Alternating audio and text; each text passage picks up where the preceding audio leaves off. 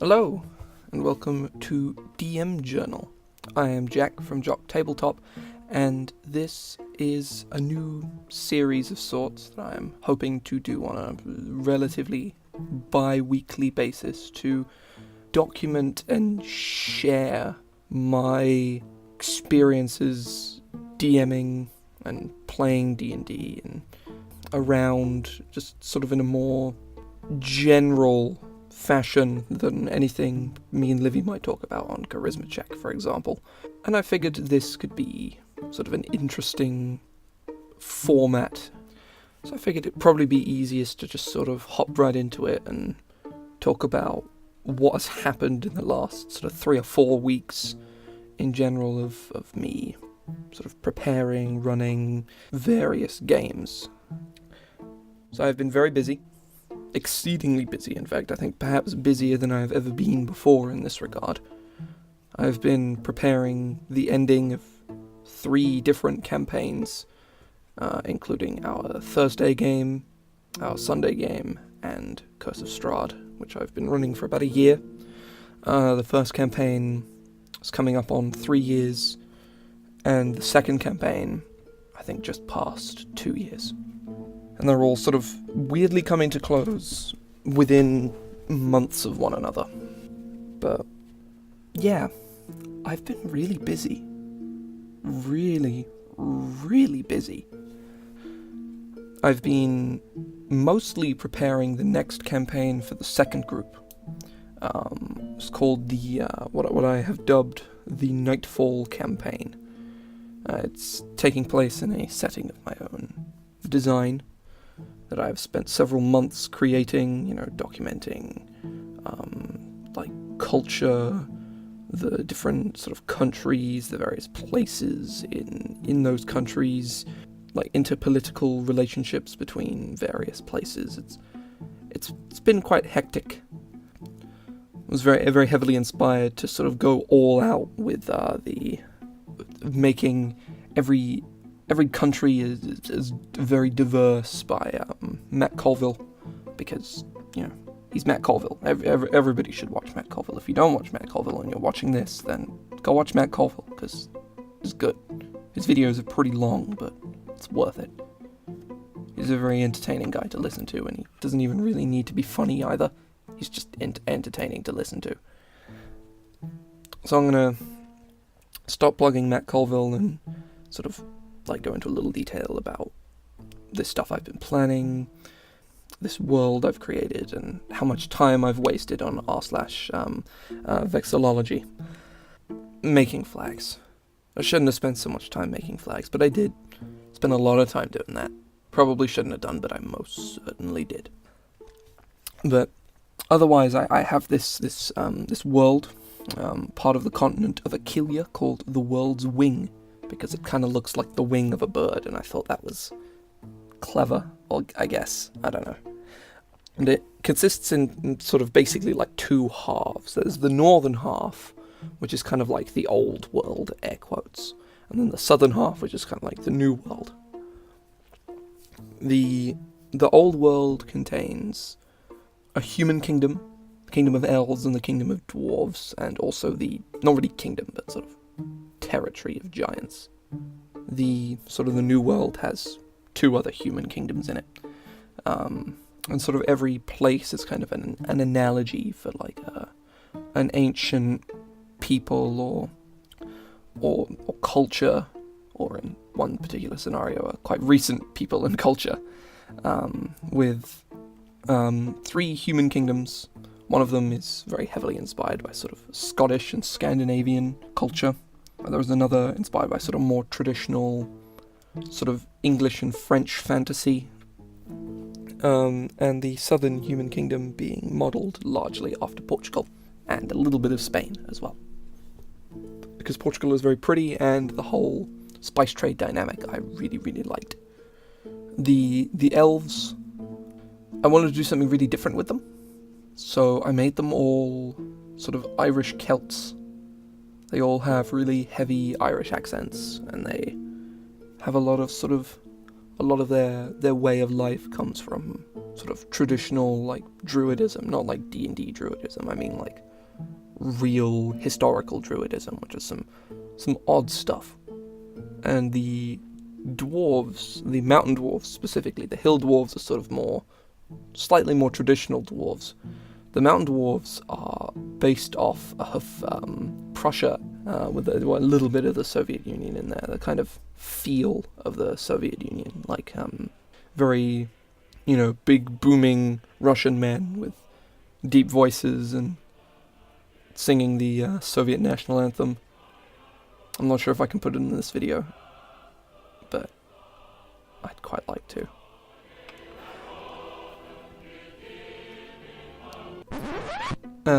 There are other sort of civilizations and people that exist, but that's sort of like the big general gist, and I spent forever making a big map. It's quite a nice map, considering I've never hand-drawn one before, and I've always used Incarnate, which I would also recommend you try, because it's quite good. I'd never hand-drawn a map before, and I think it turned out really, really well. I'll probably put a picture of it on screen, because I think it looks quite good, and I'm quite proud of it. So yeah, that campaign is probably starting pretty soon. I am quite excited for it, because everybody is playing something really interesting. We might be having a new player as well, so that's always fun. And whilst, every DM has a story about how they've been burned by new players, and oh boy, I've got a few. Not as many as others, I'm sure, but I have enough to last me. And I'd rather not gain any more, but, new players, they're always exciting. Especially when you know from, like, day one that they're like, this player's going to be really good. And which I'm in that position right now, which that instinct has never failed me, thus far. And I've used it enough. There's a fun party dynamic for the players. We've got Livy's playing a human warlock. Livy's quote directly is the darkest backstory she's ever written, and she is not wrong. I won't go into it, but it's pretty fucked. It's pretty fucked. Katie is playing a human ranger. She's using my sort of rework of the ranger, which makes ranger a little bit more fun and useful. We have Ruben is playing a Goliath runeshaper, and we have Jade, who is playing an Eladrin shaman. And the new player, Sam, has not yet picked a class, but he is looking at Haval for a race, which is a whale folk.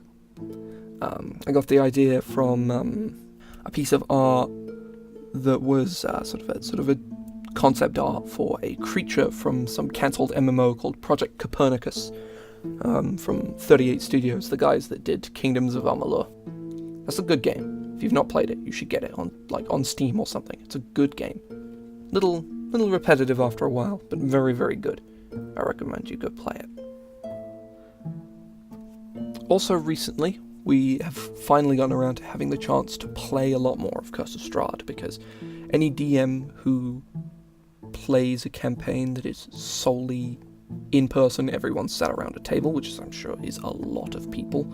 Getting people around that table can sometimes be a massive fucking hassle. Everything under the sun seems to get in the way of you running your game. And it's almost always completely out of you, and often your player's control to boot. It's real fun. But we finally got around to playing a lot more of it. And it's really good. It's really good. They, very recently, we're going to finally go back to Yesterhill. They're all like 12th level at this point. They've surpassed the expected level for Curse of Strahd. And they're kind of putting off going to fight Strahd because they think they're going to die. So, of course, everybody knows at Yesterhill, any DM that wants to challenge the players is going to put Strahd at Yesterhill because it's written in the book that that's where he is. But instead, the party thought it was a good idea to camp like an hour away from Yesterhill with a campfire. So they may or may not have gotten surrounded in their sleep, whilst each of them had at least a level of exhaustion. I think the Paladin had 2. And Strahd turned up.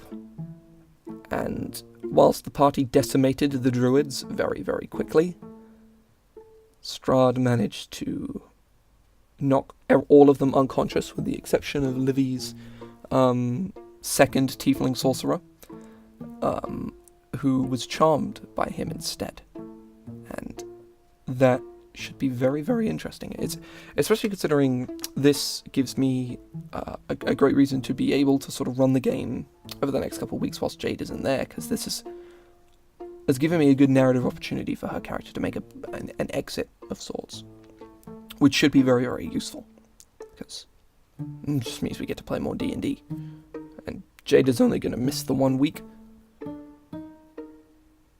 I've also recently started work on the 5th volume of the Archive of Esoteric Secrets, with some heavy inspiration from a game I bought very recently called Wizard of Legend. Also, super good game if you like roguelikes. Wizard of Legend is probably worth a look. It's really good fun. It's probably worth a look. A lot of spells I've taken from there have been inspired by Wizard of Legend and have been added to the archive. I think so far I'm up to sort of 4 or 5, and I say 16 spells for an edition of the Archive of Esoteric Secrets. So I'm about a third of the way through it already, and hopefully that will increase as it goes on. And there are some real interesting spells in there, including one spell, my favourite spell from Wizard of Legend, Creeping Tendrils, has been turned into a spell in which you can effectively summon a watery tentacle that restrains people and then spins around in a circle, and anyone who starts their turn within sort of that spinning radius also suffers the effects and can get restrained as well, which is super cool, and it's also a very useful spell. I think it's 4th level or something. And finally, whilst this is not something I've already been doing, I figured this would be something interesting to talk about, by the time this goes up, we probably will have already recorded it, because I'm going to have to edit this thing, and it's going to take a while. But me and Livy are recording the next episode of Charisma Check, because we haven't really had an opportunity to record recently. We had half of this episode already recorded, and we were going to have that as a part of episode 1, but then episode 1 would have been about 2.5 hours long. But I will say we are talking about the module Honor and Devotions by Outlandish Adventure Productions, who I very highly recommend you check out. We plug them to high hell in Charisma Check, and I'm going to do it here as well, because the stuff they make is super cool. And that is the segment we have pre-recorded. We have a couple of other bits we're looking at, including this month's Unearthed Arcana, the start of High Rollers, and a segment that I think we might be doing relatively frequently, called Campaign Pitch. We're going to pitch a campaign or a setting, sort of very briefly over sort of like 5-10 minutes, and we're going to talk about it and sort of bounce ideas off of each other, because that might be helpful to you, and it may also be helpful to us, because I may be able to add to my list of stuff I want to do. This week we're going to talk about a couple of the settings we have in the works. Livy's setting that she's been working on on and off for a long time, and a setting I'm going to be running for the other group, not the one I was talking about earlier on, but a different one that I haven't even started getting into yet, because I haven't had the time. I don't have any time right now. It's fine. I'll live. Well, I hope you enjoyed the first installment, per se, of DM Journal. It's a little rough around the edges, I'm sure, and it'll improve over time. The editing, hopefully the audio quality as well. I hope it's alright. Should be. Especially the editing and the sort of format should get a lot better over time once I sort of work out sort of exactly how I want to kind of present this thing. But in the meantime, if you enjoyed this, feel free to do the YouTube things. You know what those are. The buttons at the bottom. They do things, various different things. If you care to press them, feel free. If you don't, that's fine. I don't really care. That's all good. However, the only thing I will plug is that you should probably follow us on Twitter, at jock_tabletop. We tweet relatively frequently about sometimes interesting things, And if you'd rather just follow me or any of the other Jock members, they will also be in the description, as well as a link to our blog, where we're a lot of our, any modules or the sort that we post will be detailed there, where you can go and get them. So yeah, hope you enjoyed this. I'll see you in a couple weeks.